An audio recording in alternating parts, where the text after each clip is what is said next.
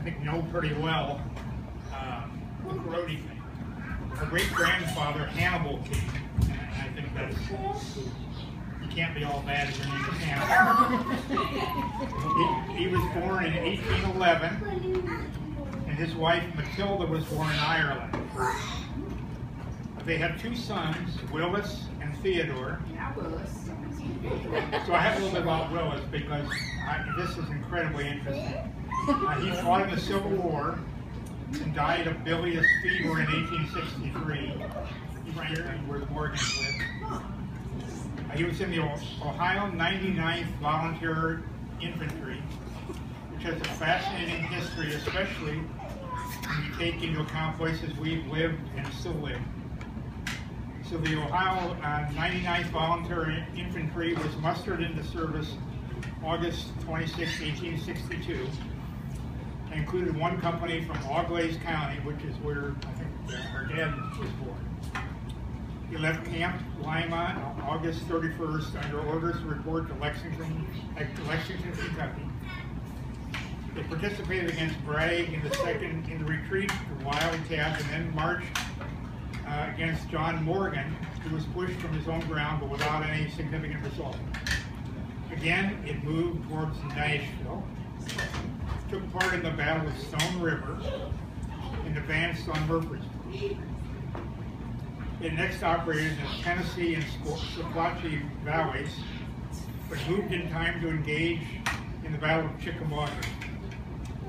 It afterward entered Lookout Valley, engaged in the battle above the clouds on Lookout Mountain, and the following day swept across Mission Ridge.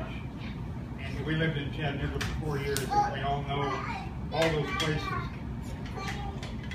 After these engagements, it went into camp until it was moved into the Atlanta campaign, when it participated in the battles of Kennesaw and Pine Mountain, Atlanta, Jonesboro, and Lovejoy. Kennesaw is near Rome, where several of you went to school. It then started in pursuit of Hood, the Resaca, the Duck River, and after opening communications, it was ordered to Franklin. From there it proceeded to Nashville, where it took a position in front of the city and moved against Hood's entrenchments. The entrenchments were carried out and rebel guns turned upon the retreating army, which was pursued as far as Columbia. Here the 99th was consolidated with the 50th Ohio, after which it moved to Wilmington, Kingston, Goldsboro, Raleigh, and Greensboro, and was finally mustered out at Salisbury, North Carolina, June 26, 1865. Theodore B. King was our grandfather. He was born in 1853. He married Missouri Isidore Graham, and they bore 14 children.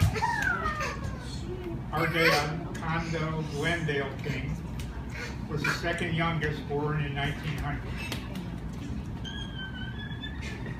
He was born and grew up in western Ohio in the country near Lima.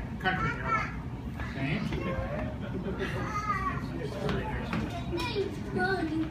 I can share our family tree, and Gene and I both have pictures of our dad's family. Since most of his family was older, the oldest sister was 24 years older than our dad. I didn't get to know many of them. Dad was first married to Marguerite Kenton in 1920 in Lima. They had a son, Melvin Glendale. Melvin is John's middle name. He was shot down and killed over Holland in World War II. Dad moved to Akron and went to work for Firestone Tire, where he met and married Marie Perote in 1945. Both Mom and Dad were high achievers. Mom was high school class valedictorian. Dad didn't finish high school, but he was eventually promoted to plant manager at Firestone. He then became plant manager for a top-secret plant in Lake Charles, Louisiana, built to produce synthetic rubber.